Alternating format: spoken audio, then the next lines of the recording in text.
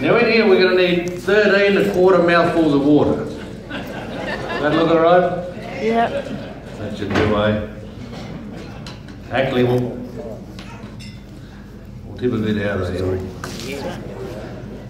Yeah, we'll stick a little bit of hot water in here because that sometimes helps it to rise. That feels alright. And we're going to need to use a little bit of salt. And you find today, most people out here, they're salt conscious.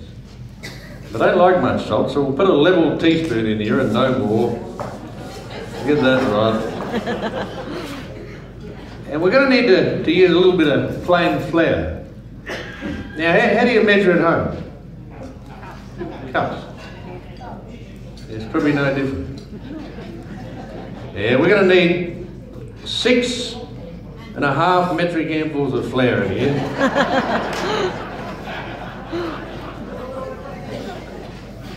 How many is that?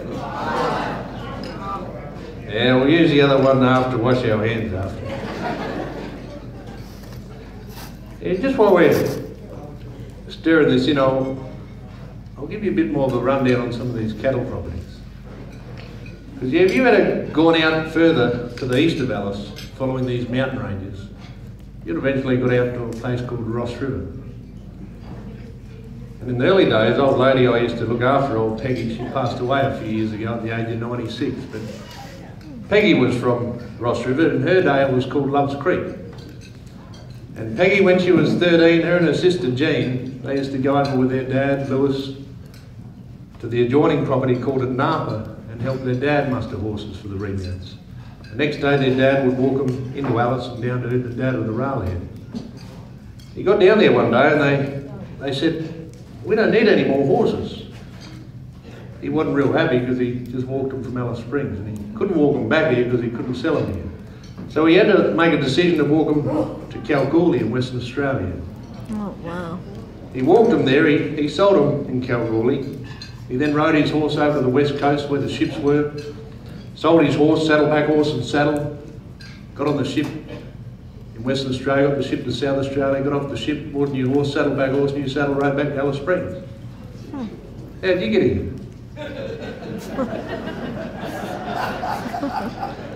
But as I said earlier, out to the west of Alice was the first property, and it was Kidman's property, but he wasn't the first owner of the property. But Kidman, the cattle king, he actually left home at the age of 13. And he left home with a one-eyed horse he called Cyclops. Huh. And at the age of 13, he actually ran away from home. And he decided to go into the mining areas.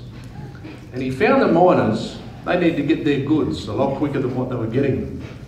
So he started up a ferrying business, ferrying goods to the miners. And then he worked his way up through the centre of Australia on sheep properties. He eventually got up here and he went out to Owen Springs Cattle Station. And he bought that cattle property in partnership with another gentleman in 1880.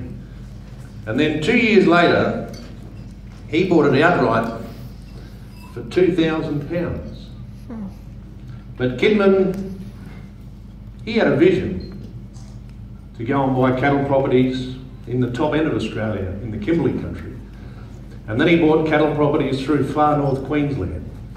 And a lot of these cattle properties, they followed the river systems of the Diamantina and the Cooper. And as it got dry to the north, he could take his cattle and drove them or walk them by horseback, and then get them into the markets with still good condition on them. But he went through 2 major droughts. And then during the war, he lost most of his workers. A lot of them went off to fight the war. And those that never returned, he gave money to their families. And those that returned injured, he pensioned them off. But he also supplied the Australian Air Force with aircraft. He bought them aircraft. And he supplied the troops with remounts. He bred horses for the remounts during the war. And in those early days, Kidman, he ended up with 127,000 square miles of England, Australia, and more than 100 cattle stations at any one time as well. Now, I'll give this a bit more of a stir. Does it look like your bread? No? Actually, you ever heard of a Johnny cake? Or raisin bread? Do you make that at home?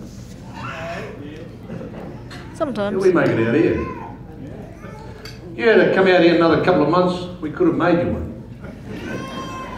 Sometimes out here, if you're lucky, you can find a fly or two. You stick them in here, they've got about just about a juice of good sultan, you can't tell the difference. We haven't seen a fly this year. Now what we're going to do is we're going to put this bread in this camp oven here. Give it another stir. Put that in there. That's good. Clean up the kitchen.